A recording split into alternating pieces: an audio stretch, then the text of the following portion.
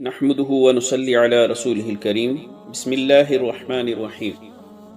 صرف 5 منٹ کا مدرسہ قرآن و حدیث کی روشنی میں 22 صفر المظفر۔ نمبر 1، اسلامی تاریخ۔ ملکہ سبا کا اسلام لانا۔ ملکہ سبا بلقیس نے حضرت سلیمان علیہ السلام کی شان و شوکت کا حال سن کر ان کی خدمت میں حاضری کی تیاری شروع کر دی۔ ادھر اس کے آنے کی اطلاع وحی کے ذریعے حضرت سلیمان علیہ السلام کو مل گئی۔ آپ علیہ السلام نے ایک وزیر کے واسطے سے پلک جھپکتے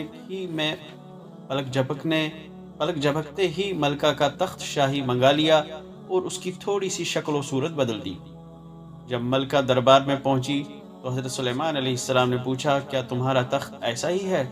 ملکہ نے کہا، گویا یہ وہی ہے۔ حضرت سلیمان علیہ السلام نے ایک محل تعمیر کروا کر اس کے صحن میں ایک بڑا حوض بنوایا اور پانی سے بھر کر اس کے اوپر خوبصورت شیشہ کا فرش بچھایا۔ دیکھنے والوں کو ایسا محسوس ہوتا تھا کہ صحن میں پانی بہہ رہا ہے۔ ان تمام تیاریوں کے بعد ملکہ سے محل میں داخل ہونے کے لیے کہا گیا۔ جب ملکہ سبا صحن میں پہنچی تو پانی دیکھ کر اس میں داخل ہونے کے لیے پنڈلی سے کپڑا سمیٹ لیا۔ حضرت سلیمان علیہ السلام نے کہا، یہ پورا صحن خوبصورت شیشے سے بنایا گیا ہے، اس لیے کپڑا سمیٹنے کی ضرورت نہیں۔ ملکہ کی عقل پر یہ سخت چوٹ تھی۔ اب اس نے حقیقت حال کو سمجھا کہ یہ جو کچھ ہو رہا ہے وہ صرف ہمیں یہ یقین دلانے کے لیے ہے کہ حضرت سلیمان علیہ السلام کو ایسی بے مثال چیزیں عطا کرنے والی کوئی نہ کوئی ہستی ضرور ہے جس کے قبضے قدرت میں ساری کائنات ہے۔ لہٰذا وہ اپنے کفر و شرک پر شرمندہ ہوئی اور حضرت سلیمان علیہ السلام کے دست مبارک پر ایمان لے آئی۔ نمبر 2، حضور صلی اللہ علیہ وسلم کا معجزہ۔ مسلمہ، عنسی اور مختار کے متعلق پیشن گوئی۔ حضرت عبداللہ بن زبیر رضی اللہ عنہما سے روایت ہے کہ رسول اللہ صلی اللہ علیہ وسلم نے فرمایا، قیامت اس وقت تک نہیں آ سکتی جب تک کہ 30 جھوٹے دجال نہ نکلیں، جن میں مسلمہ، عنسی اور مختار ہے۔ فائدہ: مسلمہ اور عنسی کا ظہور آپ صلی اللہ علیہ وسلم کے آخری زمانے ہی میں ہو گیا تھا اور مختار کا ظہور کچھ زمانے بعد ہوا، لہذا اس حدیث کی وجہ سے لوگوں نے ان کو جھوٹا سمجھا۔ نمبر 3، ایک فرض کے بارے میں، امانت کا واپس کرنا۔ قرآن میں اللہ تعالیٰ فرماتا ہے، اللہ تعالیٰ تم کو حکم دیتا ہے کہ جن کی امانتیں ہیں ان کو لوٹا دو۔ فائدہ: اگر کسی نے کسی شخص کے پاس کوئی چیز امانت کے طور پر رکھی ہو تو مطالبے کے وقت اس کا ادا کرنا ضروری ہے۔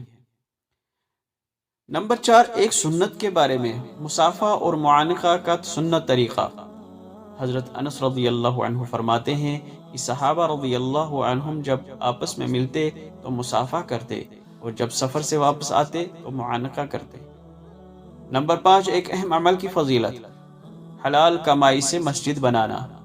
رسول اللہ صلی اللہ علیہ وسلم نے فرمایا، جو شخص عبادت کے لیے حلال مال سے کوئی عمارت یعنی مسجد بنائے گا، اللہ تعالیٰ اس کے لیے جنت میں موتی اور یاقوت کا گھر بنائے گا۔ نمبر 6، ایک گناہ کے بارے میں، راہ خدا سے ہٹ کر زندگی گزارنا۔ قرآن میں اللہ تعالیٰ فرماتا ہے، جو لوگ اپنی خواہشات کی پیروی کر کے اللہ تعالیٰ کے راستے سے بھٹک جاتے ہیں ان کے لیے دردناک عذاب ہے، اس لیے کہ وہ حساب کے دن کو بھولے ہوئے ہیں۔ نمبر 7، دنیا کے بارے میں، دنیا کی ظاہری حالت دھوکہ ہے۔ قرآن میں اللہ تعالیٰ فرماتا ہے، یہ لوگ صرف دنیاوی زندگی کی ظاہری حالت کو جانتے ہیں اور یہ آخرت سے بالکل غافل ہے۔ یعنی انسان صرف دنیا کی چیزوں کو جانتا ہے اور اسی کو حاصل کرنے کی فکر میں لگا رہتا ہے۔ اسے پتہ نہیں ہے کہ اس کے بعد دوسری زندگی آنے والی ہے اور وہ ہمیشہ ہمیشہ کی زندگی ہے، لہٰذا دنیا میں لگنے کے بجائے آخرت کی تیاری میں مشغول رہنا چاہیے۔ نمبر 8، آخرت کے بارے میں، جہنم کا کنواں۔ رسول اللہ صلی اللہ علیہ وسلم نے فرمایا، جہنم میں ایک وادی ہے اور اس وادی میں ایک کنواں ہے جس کو حب کہا جاتا ہے۔ اللہ تعالیٰ نے لازم کر لیا ہے کہ وہ اس میں ہر جابر ظالم شخص کو ٹھہرائے گا۔ نمبر 9، طب نبوی سے علاج، آپریشن سے پھوڑے کا علاج۔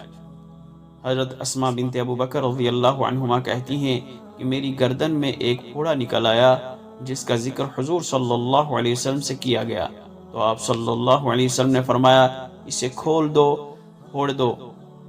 چھوڑو مت، ورنہ گوشت کھائے گا اور خون چوسے گا، یعنی اس کا خراب مادہ اگر وقت پر نہ نکالا گیا تو زخم کو اور زیادہ بڑھا کر گوشت اور خون کے بگاڑ کا ذریعہ بنے گا۔ نمبر 10، نبی صلی اللہ علیہ وسلم کی نصیحت۔ کتے کے جھوٹے برتن کو اچھی طرح دھو۔